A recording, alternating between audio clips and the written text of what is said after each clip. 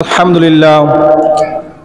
উপস্থিত সম্মানিত মুসল্লিয়ানে কেরাম, মহান রব্বে কারিমের দরবারে আমরা সকলে শুকরিয়া আদায় করি যে মহান আল্লাহ সুবহানাহু ওয়া তাআলা আমাদেরকে অতি মায়া করে, দয়া করে, ভালোবেসে, মহব্বত করে আজকে পবিত্র রজব মাসের মেরাজের চাঁদের প্রথম জুমার মধ্যে আমাদেরকে আল্লাহর ঘর মসজিদে আসার, বসার, নবীজির উপরে দুরূদ শরীফ পড়ার, রব্বে কারিমের জিকির করার সেই তৌফিকটুকু আল্লাহ পাক রব্বুল আলামিন আমাদেরকে মহব্বত করে, মায়া করে দান করেছেন। এই জন্য মহান আল্লাহ সুবহানাহু ওয়া তাআলার দরবারে শুকরিয়া তান।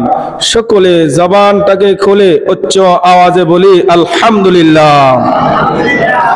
লক্ষ কোটি দরুদ সালাম জানাই আকায়ে মাহবুব হুদা সরকারে দু জাহান খাতামুন নবিয়্যিন, যিনাকে সৃষ্টি না করলে আল্লাহ সুবহানাহু ওয়া তাআলা হাদিসে কুরসির মধ্যে বলেন, লাউলা কালামা খালাকতুল আফলাক, আমি যদি আমার প্যারা হাবিব নবী মুহাম্মদুর রাসূলুল্লাহ সাল্লাল্লাহু আলাইহি সাল্লামকে সৃষ্টি না করতাম, আমি আল্লাহ সুবহানাহু ওয়া তাআলা আসমান জমিন লৌহ কলম কুল কায়নাতের মধ্যে যা আছে কোনো কিছুই সৃষ্টি করতাম না।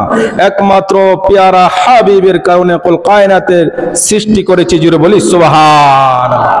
ওই নবীজির কদম মুবারকে লাখো দুরূদ ও সালাম আল্লাহ কবুল করুক। সকলে বলি আমিন। আর একটা মহব্বতে বলেন না আমিন।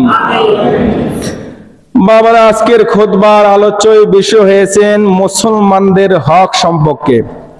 এক মুসলমান আরেক মুসলমানের উপরে হক রয়েছেন, এই সম্পর্কে আলোচনা। আল্লাহ সুবহানাহু ওয়া তাআলা আমাকে আমলের নিয়তে দুই চারটা কথা বলার, আপনাদেরকে আমলের নিয়তে শোনার সে তৌফিক দান করুক। সকলে বলি আমিন।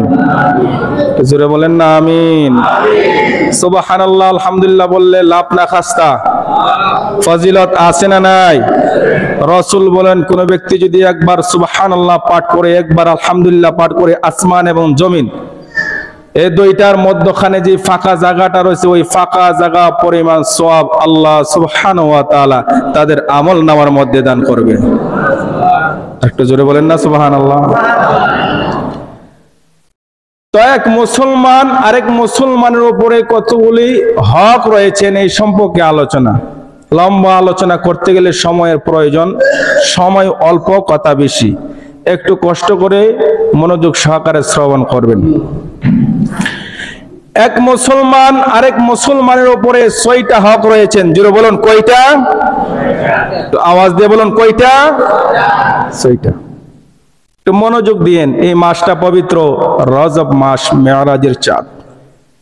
যেই চাঁদে আল্লাহ সুবহানাহু ওয়া তাআলা ওনার প্যারা হাবিব নবী মুহাম্মদুর রাসূলুল্লাহ সাল্লাল্লাহু আলাইহি সাল্লামকে মায়া করে দাওয়াত করে আল্লাহর বারে আরশে আজিমের মধ্যে নিয়েছিলেন। জুড়ে বলি সুবহানাল্লাহ। এক মুসলমান আরেক মুসলমানের উপরে ৬টা হক রয়েছেন। এই ৬টা হকের মধ্যে ১ নাম্বার হক হলো, এক মুসলমান আরেক মুসলমানের সাথে যখন সাক্ষাৎ হবে, মুলাকাত হবে, তখন এক মুসলমান আরেক মুসলমানের উপর হক হলো সর্বপ্রথম তার জন্য শান্তির দোয়া করা তথা তাকে সালাম দেওয়া। জুড়ে বলি সুবহানাল্লাহ। ১ নম্বর হক হলো এক মুসলমান আরেক মুসলমানকে সালাম দেওয়া। আমরা যদি একটু রিসার্চ করে দেখি, অনেকে সালামটা পর্যন্ত আমরা দেই না। এমনও তো লোক আছে যে আমি একজন বড় মাফের মানুষ, আমি একজন সরদার, আমি একজন নেতা, আমি কেন সালাম দিব? আমার না সালাম দিব। ইসলাম কি এটা এলাও করে? যেটা বলুন এলাও করে।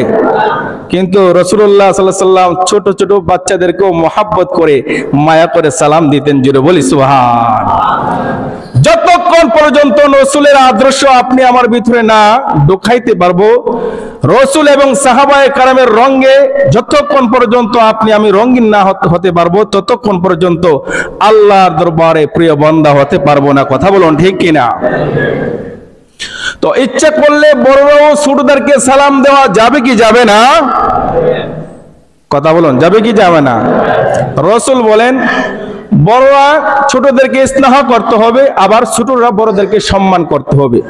ওই দৃষ্টিকোণ দিয়া ছোটরা যারা আছে আমরা আগে আগে সালাম দিয়ে দিব। কথা বলুন ঠিক কিনা?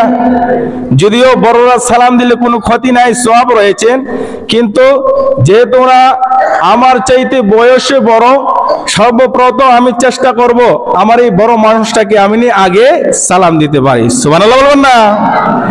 তো এক মুসলমান আরেক মুসলমানের উপরে 6টা হক, এই 6টা হকের মধ্যে এক নম্বর হলো এক মুসলমান আরেক মুসলমানের সাথে যখন সাক্ষাৎ হবে সর্বপ্রথম তাকে সালাম দেওয়া। জুড়ে বলি সুবহানাল্লাহ।